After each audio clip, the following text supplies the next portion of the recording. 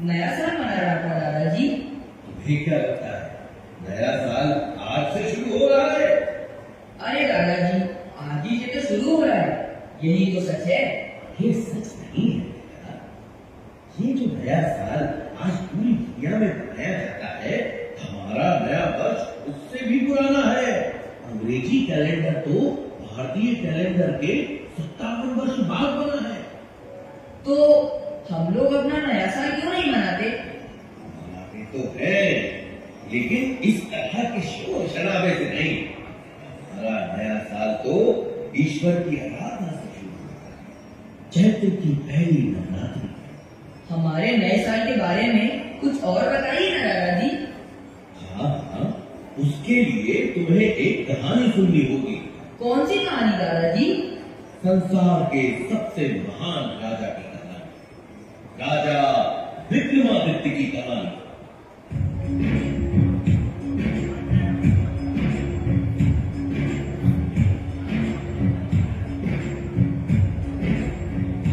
भारत भूमि में मालवा देश के राजा थे गंधर्व से, शिव की कृपा से बालक उनके जन्मा विक्रम से। राजा रानी प्रजा सुखी थे उस युवराज को पाकर, पता नहीं था शत्रु का राजा बैठा हाथ लगाकर। खुशी के इस शुभ अवसर पर उसने था पानी फेरा, छुप छुप कर हर तरफ से उसने उज्जैनी को घेरा।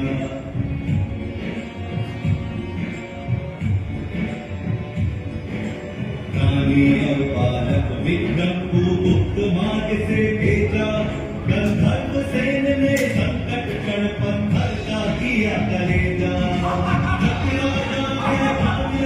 गंधर्व सेन का घमासान, चोर लुटेरे जीत गए ये मातृभूमि का खात्मा।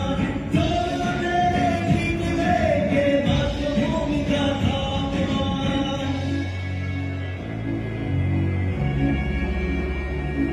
गंधर्व सेन ने मातृभूमि की फिर सौगंध उठाई, गंधर्व सेन ने मातृभूमि की फिर सौगंध उठाई। लड़ेगा विक्रम सेन एक दिन इस बेटी की लड़ाई, लड़ेगा विक्रम सेन एक दिन इस बेटी की लड़ाई, लड़ेगा विक्रम सेन एक दिन इस बेटी की लड़ाई। अरे रो क्यों रहे हो बेटा? दादाजी, मुझे ये कहानी अच्छी नहीं लगी। क्यों? क्योंकि इसमें नौकान धोखे से जीत गया। जीतना गंधर्व सेन को चाहिए था, लेकिन वो तो लड़ाई छोड़कर चले गए। गंधर्व सेन गए क्योंकि उन्हें अपने सैनिकों और जनता की रक्षा करनी थी। उस समय शब्द इतने ताकतवर थे कि उनसे जीतना बहुत मुश्किल था बेटा। और जितने दिन लड़ाई चलती उतना ही राज्य का नुकसान होता। इसलिए उस वक्त उन्हें लड़ाई बीच में छोड़नी पड़ी। पर विक्रम सेन के पापा तो हार गए ना। हाँ, ये तो बुरा हुआ, लेकिन अंत भला तो सब भला। कहानी के अंत में तो विक्रम ही जीतेगा। मैं जीतूंगा।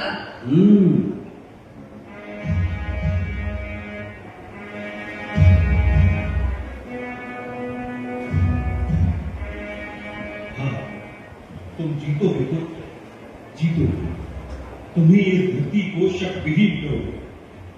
अगर नहपान ठीक से शासन चलाता तो मैं कभी राज्य की कामना नहीं करता, किंतु जनता ही उससे परेशान है। जनता के कष्ट हरना ही मेरा परम धर्म है। मां, जब तक भारत भूमि को शकों से मुक्त न करा दूं, तब तक अन्न का एक दाना भी ग्रहण नहीं करूंगा। बेटा, तेरे विचार ठीक हैं, परंतु अन्न त्याग का हट ठीक नहीं। हाँ युवराज, रानी जी ठीक कह रही है। आपकी तरह मैं भी बेचैन हूं अपनी मातृभूमि की मुक्ति के लिए। 20 वर्ष की प्रतीक्षा कब नहीं होती। इन 20 वर्षों में जनता ने बड़े कष्ट सहे। मालवा के महाराज और कानानी को छुप छुप कर वनों में रहना पड़ा। हम सब आपके बड़े होने की प्रतीक्षा कर रहे थे। हे मालवा नरेश, हम सबको आपके आदेश की प्रतीक्षा है। मालवा के नरेश तो स्वयं महाकाल है। हमारा वंश तो बस उन्हीं का सेवादार है। भगवान महाकाल मेरे स्वप्न में आए और उन्होंने आदेश दिया है कि अब अवंतिका को मुक्त कराने का समय आ गया है। ये तो शुभ संकेत है युवराज, किंतु हमारे पास सैनिक बहुत कम है। युद्ध में सेना की संख्या से अधिक उसका कौशल काम आता है। मैंने जो भैरव सेना तैयार की है उस पर महाकाल की कृपा है। इस भैरव सेना में ताकत और बुद्धि का सटीक मिश्रण है। हमें नहपान की सेनाओं की रसद रोकनी होगी। रसद की कमी से वो आपस में भी कट मरेंगे और सही रसद देखकर हम आक्रमण करेंगे। किंतु ये छल तो नहीं कहलाएगा तुम्हें? तब कहलाता है जब हम शत्रु पर पीछे से हमला करें। हम तो पहले उन्हें दुर्बल करेंगे, फिर सामने से हमला करेंगे। नहपान को संदेशा भिजवा दीजिए, उसके पाप का घड़ा भर चुका है। किंतु सूचना मिलते ही सतर्क हो जाए। इसके पर हमला कायरता है और विक्रम कायर नहीं। हाँ बेटा, हमले से पहले शत्रु को सचेत करना वीरता का लक्षण है। काश तुम्हारे भाई भूतहरि भी आज साथ। उन्होंने जन कल्याण के लिए ही वैराग्य धारण किया। उनकी साधना का बल मेरे साथ है। जय महात्मा, जय महात्मा।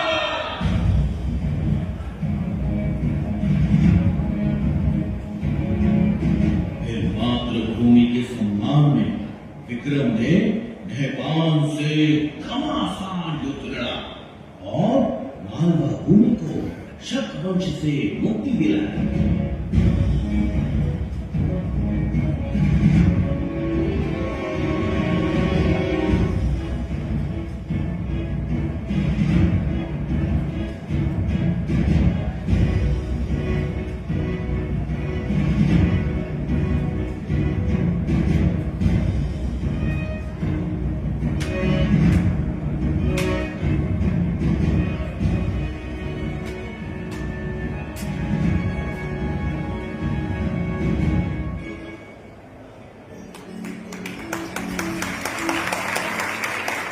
जिन शब्दों का सूर्य कभी नहीं टूटता था, आपने मालवा से उनका अंत कर दिया।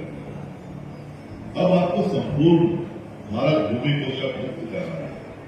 आपका पराक्रम भगवान सूर्य जैसा है, इसलिए अब से संसार आपको विक्रम से नहीं, विक्रमादित्य के नाम से जाने। महाराज विक्रमादित्य की जय हो। महाराज, शकों की विधवाओं और बच्चों के लिए क्या आदेश है? ससम्मान विधवाओं के पुनर्वास की व्यवस्था की जाए और बच्चों की शिक्षा दीक्षा राजकोष से कराई जाए। अद्भुत, महान राजा का यही गुण है कि वो अपने संरक्षण में आने वाले सभी जीवों की रक्षा करे। आपने एक नए समय का सूत्रपात किया। आपकी अनुकंपा है गुरुदेव। अवश्य ही ये समय अपनी जड़ों की ओर लौटने का है। वैदिक परंपराओं की पुनर्स्थापना का। कुलदेवी हरसिद्धि की कृपा से मैंने अपने नवरत्न पहचान लिए हैं। इन नवरत्नों की सहायता से मैं इस राज्य का संचालन करूंगा। धन्वंतरी, शब्दक, अमर सिंह, वास्तुकार शंकु, कालिदास, वेताल भट्ट, वररुचि, खटखपर और वराह मिहिर जैसे विद्वानों के नेतृत्व में ये राज्य 10 दिशाओं में प्रगति करेगा। जैसे ब्रह्मांड की शोभा नवग्रह से होती है, वैसे ही मालवा के यह नवरत्न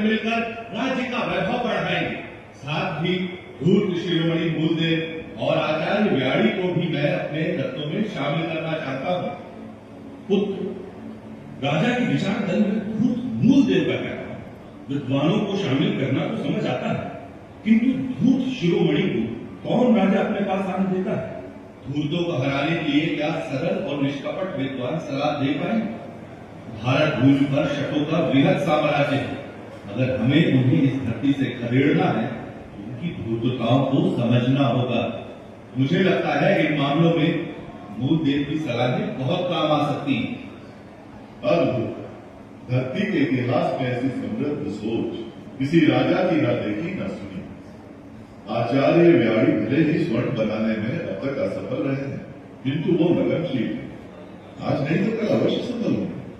बार बार असफलताओं के बाद भी उनका विश्वास स्वयं से टिका नहीं है। ऐसा विद्वान अवश्य ही राज्य के लिए उपयोगी साबित हो। गुरु का आश्वासन मिल गया, अब मैं निश्चिंत हूँ। श्रीमान कालिदास, आपसे आग्रह है कि अपने साहित्य को जन सुलभ बनाने की दिशा में कार्य करें। अन्य सभी नवरत्नों से आग्रह करता हूँ कि ज्ञान, विज्ञान, भाषा और वैदिक रीति के प्रसार की दिशा में कार्य करें। जैसे आज्ञा महाराज। गुरुदेव, एक विचार मेरे मन में उमड़ रहा है। यदि आपकी आज्ञा हो तो कहूँ? आदेश करें महाराज। मुझे देश में एक नए पंचांग की आवश्यकता महसूस हो रही है। क्या हम मालवा को समय गणना का वैश्विक केंद्र बना सकते हैं? साधु साधु, बहुत उत्तम विचार है महाराज। जैसी आज्ञा गुरुदेव। श्रीमान सलाह मिली, मैं आपको एक बड़ा दायित्व सौंप रहा हूँ। आप खगोल और ज्योतिष के ज्ञाता हैं। हमारे भारत में अब तक पूर्ण रूप से प्रामाणिक और वैज्ञानिक पंचांग नहीं है, जिसके कारण सदा ही जनता में शुभ और अशुभ मुहूर्तों के संबंध में भ्रम की स्थिति बनती है। आप काल गणना की नई व्यवस्था तैयार करिए, जो वैदिक परंपराओं पर आधारित हो और पूर्ण रूप से वैज्ञानिक हो। आपकी आज्ञा शिरोधार्य है महाराज, किंतु आपके मार्गदर्शन के बिना मेरे लिए ये कर पाना संभव न होगा। आप स्वयं सभी विषयों के ज्ञाता हैं। इस दिशा में आप आगे आगे चलें और मैं आपका सहगामी रहूंगा। आप ही इस विक्रम संवत के प्रणेता हैं। विक्रम संवत! जैसी सभासदों की इच्छा। आज चैत्र नवरात्रि का पहला दिन है। आज से ही विक्रम संवत की गणना आरंभ करेंगे तो माता हरसिद्धि की कृपा हम सब पर बनी रहेगी।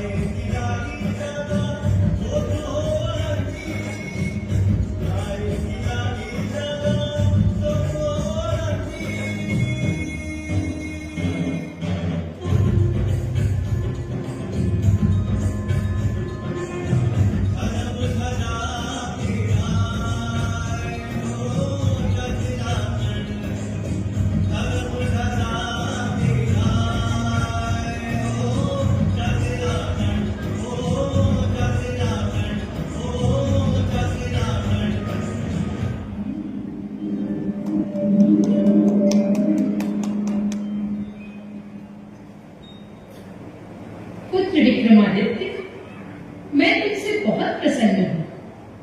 तुमने राजा बनते ही राज्य संचालन की दिशा में जैसा आमूल-चूल परिवर्तन किया, उसके लिए तुम्हें अनेक आशीर्वाद देती हूँ। मैं तुम्हें ये 32 पुतलियों वाला सिंहासन देती हूँ। तुम इस सिंहासन में बैठकर न्याय कर सकोगे। मेरा आशीर्वाद है कि संपूर्ण भारत पर तुम्हारा शासन स्थापित हो। तुम चक्रवर्ती सम्राट बनोगे, सम्राट विक्रमादित्य, न भूतो न भविष्य।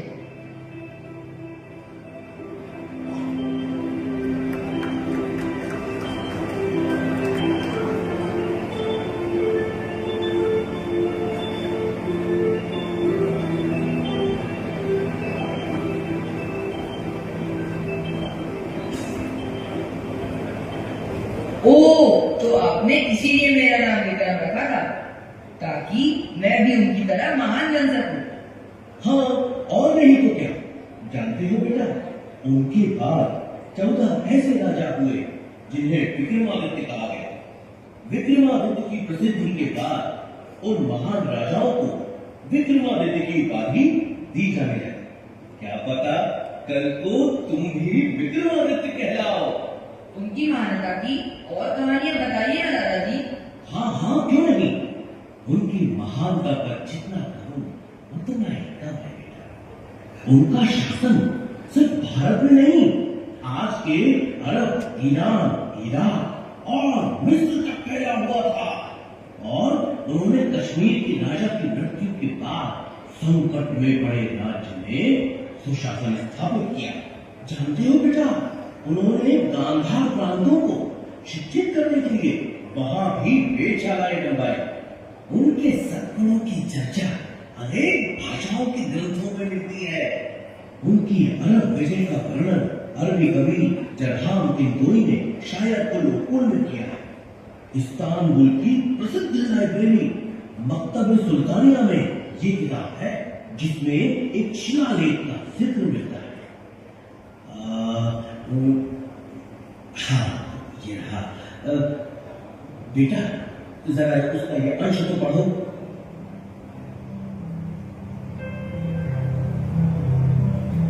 वे लोग भाग्यशाली थे जो विक्रमादित्य के समय में जन्मे। उन्हीं के शासन में जीवन बिताया। वह एक दयालु, उदार और कर्तव्यनिष्ठ राजा था, जो हर एक व्यक्ति के कल्याण के बारे में सोचता था। उसने अपने पवित्र धर्म को हमारे बीच फैलाया। हिंदुस्तान के सूर्य से भी तेज विद्वानों को विक्रम ने उनके बीच भेजा, ताकि ज्ञान का उजाला उस तरफ भी फैल सके। दादाजी, मुझे विक्रमादित्य की और कहानी सुनाइए ना। हाँ हाँ मेरे बच्चे, क्यों नहीं। रुको। इन किताबों में क्या है दादाजी? इन किताबों में कहानियां हैं। इन दोनों किताबों में सम्राट विक्रमादित्य की कहानियों का भंडार है बेटा। एक है सिंहासन 32 और दूसरी बेताल 25। इसके अलावा भी उनकी वीरता, उदारता, दया, क्षमा आदि गुणों से भारतीय साहित्य भरा पड़ा है बेटा। इन्हें पढ़ो और उनके गुणों को अपने जीवन में उतार कर तुम भी उनके जैसा बनो।